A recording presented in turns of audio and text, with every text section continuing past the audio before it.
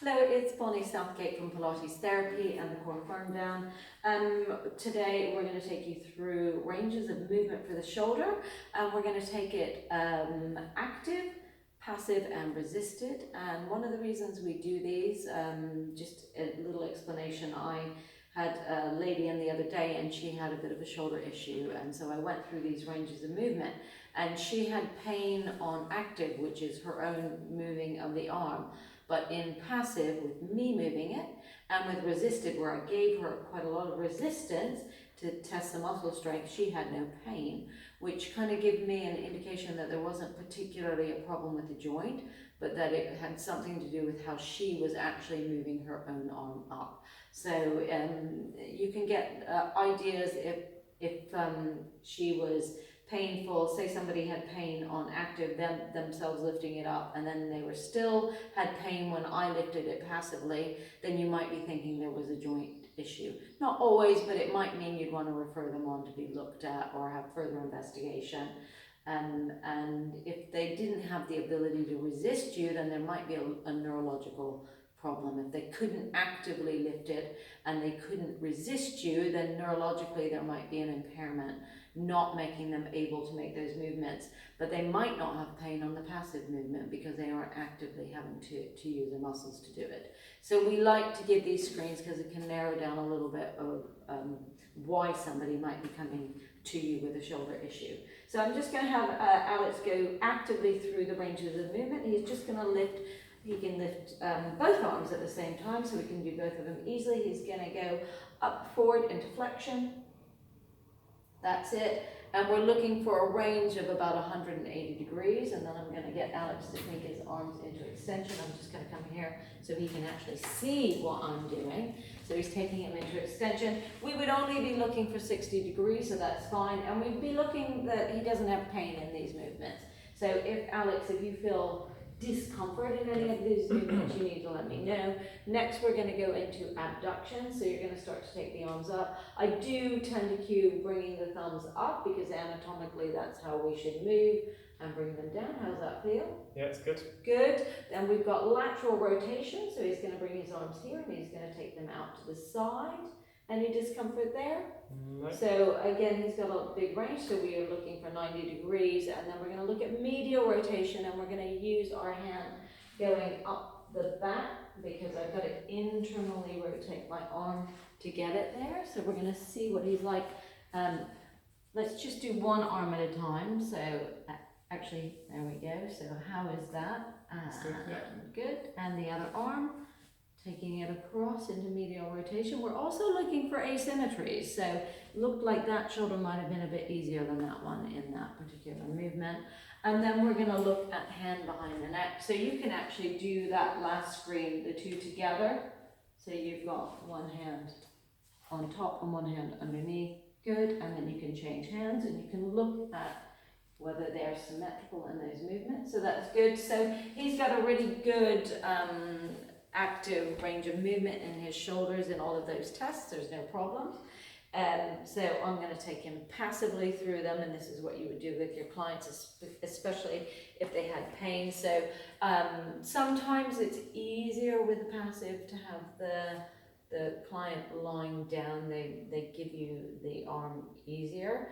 What I'm going to do in the passive is do the extension and the internal rotation, and then I'm going to get you to lie down, because sometimes if they're standing up, they don't really let you have their arm quite so easily. So I'm going to start with the extension, and you're going to tell me if there's any, so you already didn't really want me to take your arm. You're going to let me take the weight of your arm. So if you let me take the weight of your arm, is there any problem with that? No, that's good. Good, that's fine. And then I'm going to take your arm into internal rotation and into the back, so we can turn around a little bit for Maria there. And I can feel no restriction in those, so I'm quite happy with that, and he hasn't had any discomfort. Now I'm going to get you just to lie on your back on the couch for me, Alex. Good, and I'm going to ask you to really relax there for me. And then you're going to let me take your arm this time, okay? And you're going to let me know if there's any discomfort. So really relaxing as much as you can. That's it. And you know, Alex is not known for relaxing on the table. Just let everything go. That's it. I'm just going to bring it up for you. That's it. So I'm taking his arm all the way up, and he should be pain-free as I take it up. How does that feel? Yeah, that's good. Good. And just let me have your arm completely. Nice heavy arm.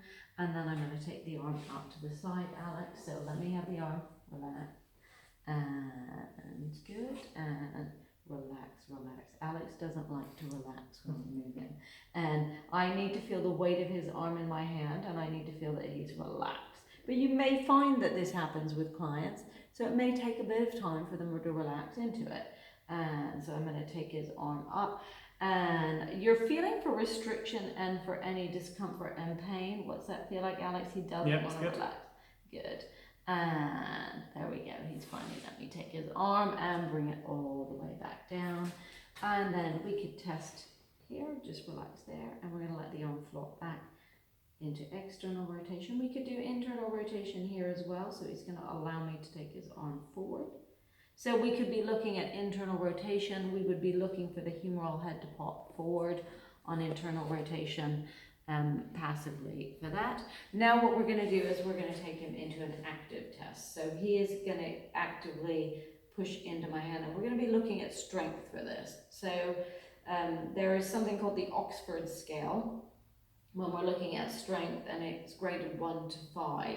And we're really only interested in 4 and 5, because if he couldn't lift his arm and he couldn't lift his arm against gravity or move it at all, then he probably wouldn't be coming into us for Pilates. He'd probably already be at the consultant if he couldn't lift his arm at all. So we're grading it really on a 4 to 5 for strength. So he's going to bring his arm up. Oops, sorry about the flying. And I'm going to ask him to push down on my arm. That's it. Good. And that any pain. So if it creates pain, then that's a positive screen.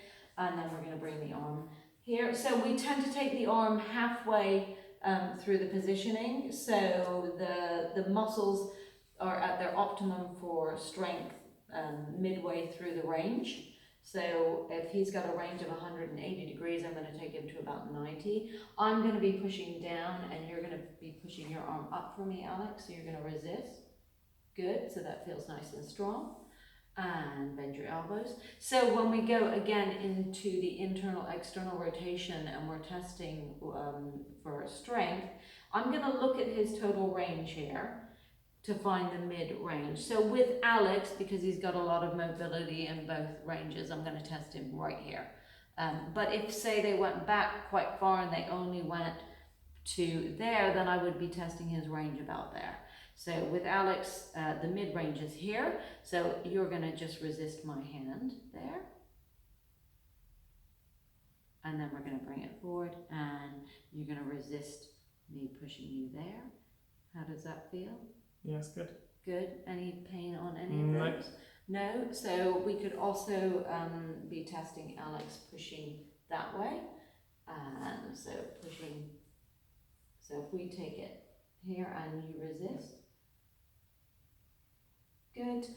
And so if we sit you up, we'll test the extension. So he's just going to swing his arm back a little bit. And then I'm going to ask him to resist me there, so holding that. Good. So now that is active, passive, and resisted ranges of movement for the shoulder. And Alex has passed it all with flying colors. There was no pain and there was no lack of strength. So he was a 5 overall. 5 out of 5, Alex. Thanks for being our body. Thank you for watching. That was ranges of movement screen for the shoulder joint.